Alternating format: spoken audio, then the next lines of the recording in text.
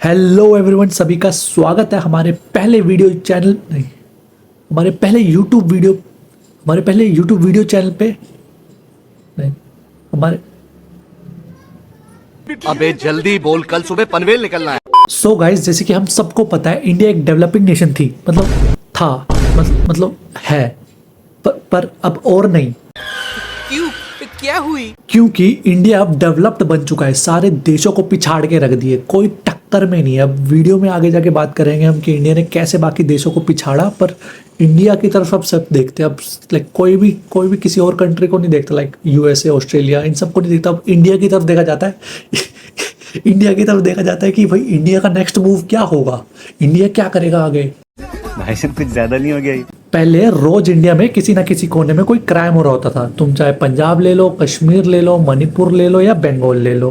हम्बा हम्बा रम्बा रम्बा कंबा कंबा दुम्बा दुम्बा बुम्बा बुम्बा बम्बा बम्बा।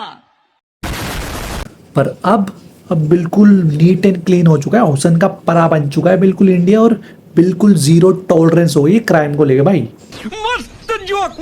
So guys, अब आप सोच रहे होंगे कि इंडिया ने ऐसा क्या किया कि इतने कम टाइम पे इतनी ज्यादा तरक्की कर ली। तो मैं बताना चाहूंगा, इंडिया ने इसका तोड़ निकाल लिया था। इंडिया ने जो इसकी फसाद का जो जड़ था गाइज, वो ढूंढ निकाला था और उसे उखाड़ के फेंक दिया था। अच्छा।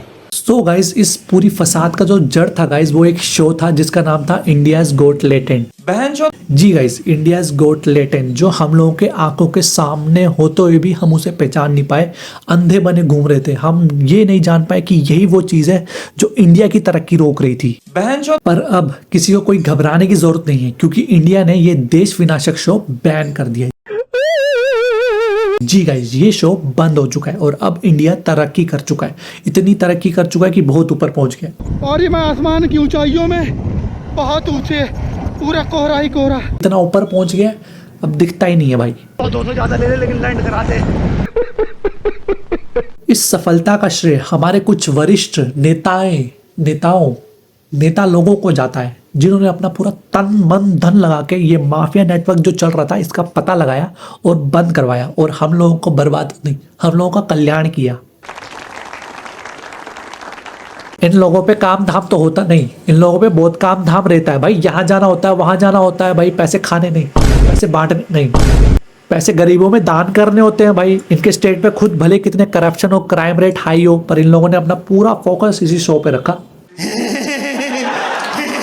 वैसे मैं बताना चाहूंगा, इस सफलता के पीछे इंडियन मीडिया का भी बहुत बड़ा हाथ है। अब आप लोग पूछोगे वो कैसे, तो मैं बताना चाहूंगा, उस समय देश भर में और भी काफी चीजें हो रही थी। अच्छा।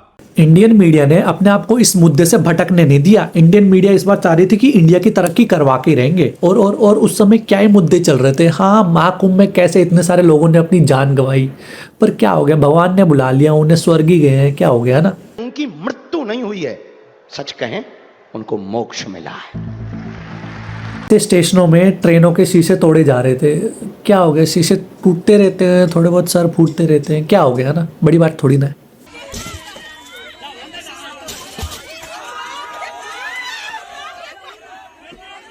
दिल्ली स्टेशन में लोग फिर कैसे मारे गए, सरकार क्या कर रही थी, वैसे महाकुंभ में भी मरे, यहाँ पे भी मरे, सेम ही बात है, क्या हो गया ना। अभी इतना लेट पहुंचता है, लोग देख सकते हैं आप लोग, इतना लेट पहुंचा है, 20 आदमी प्रशासन के लेट के खातिर मर गया यहाँ पर। मणिपुर में इतने बड़े बड़े दंगे हो रहे थे, रोज लोग मर रहे थे, लोगों के घर जलाए जा रहे थे, सरकार क्या कर रही थी।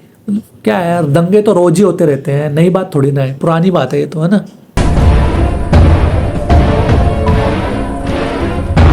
पर हमारी इंडियन मीडिया, जिसके दुनिया भर में चर्चे होते हैं, डंका बजता है जिसका, पूरे दुनिया में अव्वल नंबर पे आती है सारे न्यूज चैनल्स में से। ड्रग दो, ड्रग दो, ड्रग दो, ड्रग दो, ड्रग दो, मुझे ड्रग दो।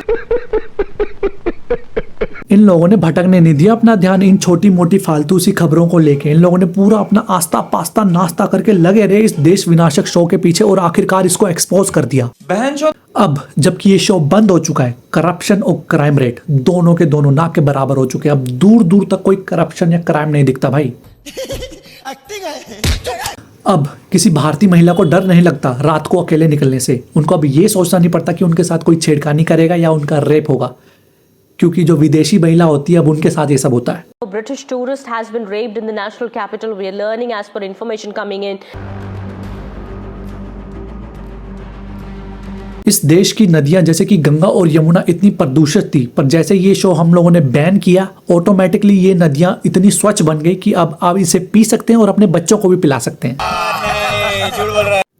पहले डॉलर का प्राइस कितनी तेजी से ऊपर जा रहा था, पर इस शो के बैन होने के बाद इंडिया ने डॉलर को पीछे छोड़ दिया।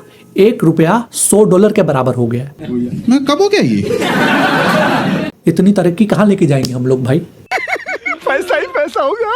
पहले देश में कितनी बेरोजगारी थी, पर अब कोई बेरोजगार नहीं है, सब पे नौकरी है, सब पे बड़े बड़े कोठी बंगले हैं। अब कोई गरीब नहीं बचा, अब तो गरीब ढूंढना मुश्किल हो गया भाई। अब पंडित बोलता है किसी गरीब को दान कर दो, भाई कोई गरीब ही नहीं मिलता भाई। ये अलग सी प्रॉब्लम आ गई है भाई। अब उठा ले रे देवा, उठा ले रे बाबा। मणिपुर पे पहले कितने दंगे चल रहे थे भाई, कितने लोग मर रहे थे रोज, पर इस शो के बैन होते ही सब कुछ रुक गया भाई। सब दंगे रुक गए भाई, सब नीट एंड क्लीन हो गया, सब सही हो गया।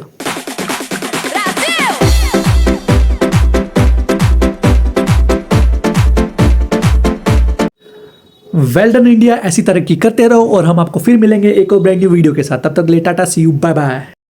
म्यूजिक